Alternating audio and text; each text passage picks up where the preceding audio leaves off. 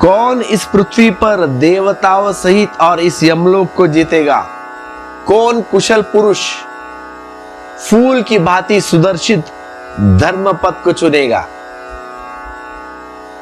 कौन जीतेगा? बड़ा अजीब उत्तर देते हैं भगवान। बुद्ध कहते हैं शिष्य जीतेगा, कोई योद्धा नहीं, शिष्य। और शिष्य के होने की पहली शर्त यह है कि जिसने अपनी हार स्वीकार कर ली हो, जिसने यह कहा हो कि मैं अब तक जान नहीं पाया, चला बहुत पहुंच नहीं पाया, सोचा बहुत समझ नहीं पाया, सुना बहुत सुन नहीं पाया, देखा बहुत भ्रांति रही, क्योंकि देखने वाला सोया था। जो देखने वाला वह सोया था। जो हार गया है आकर, जो हार गया है आकर, जिसने गुरु के चरण में अपना सिर रख दिया और कहा कि मैं कुछ भी नहीं जानता हूं, जिसे अपने सिर के साथ अपनी जानकारी भी सब गुरु के चरणों में समर्पित कर दी, वह सीखने को कुशल हुआ, सीखने में सफल हुआ, सीखने की क्षमता उसे उपलब्ध हुई है। जिसने जाना कि मैं नहीं जानता हूं, वह शिष्य है। कठिन है क्योंकि अहंकार कहता है कि मैं और नहीं जानता, पूरा न जानता हूं, लेकिन थोड़ा थोड़ा तो जानता हूं ना, थोड़ा तो समझता हूं।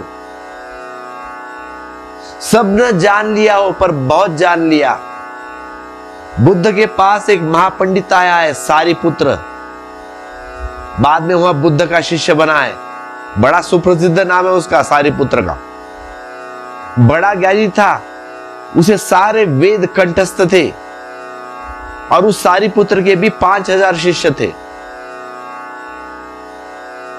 अब कहना चाहिए शिष्य नहीं, विद्यार्थी, लेकिन वह समझता था शिष्य है। सारिपुत्र समझता मैं ज्ञानी हूं बहुत।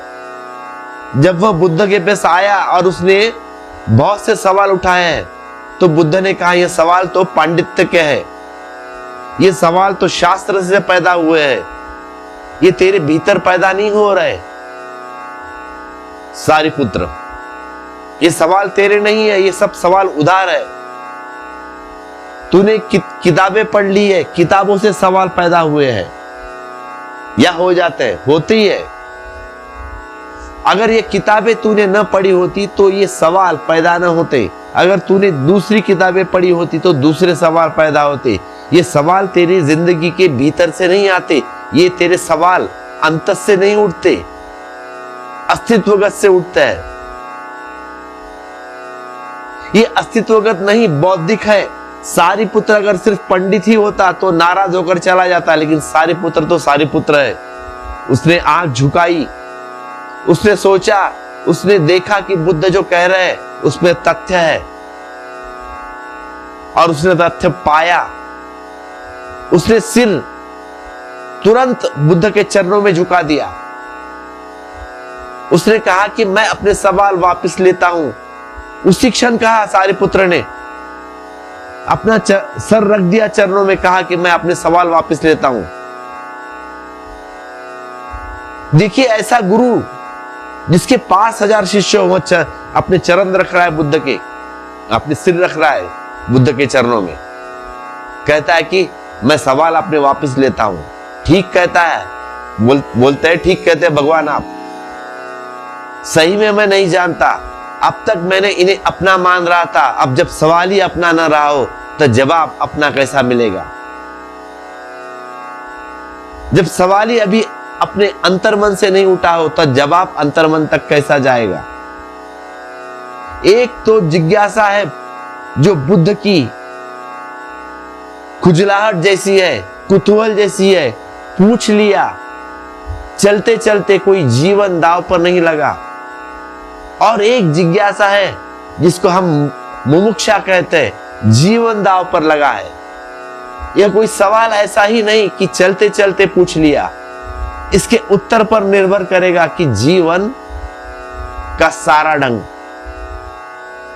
इसके लिए उत्तर पर निर्भर करेगा कि मैं जीऊं या मरूं, मैं जीऊं या मरूं, इससे उत्तर पर निर्भर करेगा कि जीवन जीने योग्य है या व्यर्थ है। जहां सब दांव पर लगा है, सारिपुत्र ने कहा, अब मैं तभी पूछूंगा जब मेरे अंतरम का प्रश्न आएगा।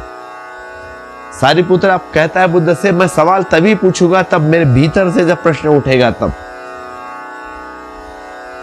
मुझे शास्त्र से मुक्त करे भगवान, विनती कर रहा है भगवान से कि मुझे शास्त्र से मुक्त करे। बुद्ध ने कहा, तू समझ गया, तू मुक्त हो गया।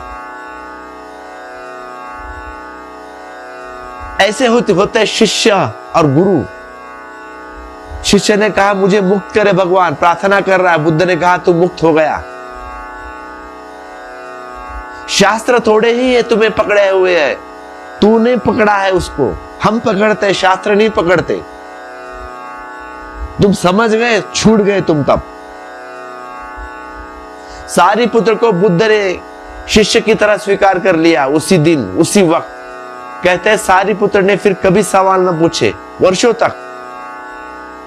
एक दिन बुद्ध उसके पास जाते हैं और पूछते हैं सारिपुत्र को, तुम्हें कुछ पूछना है? सारिपुत्र, तू आया था बड़े सवाल लेकर,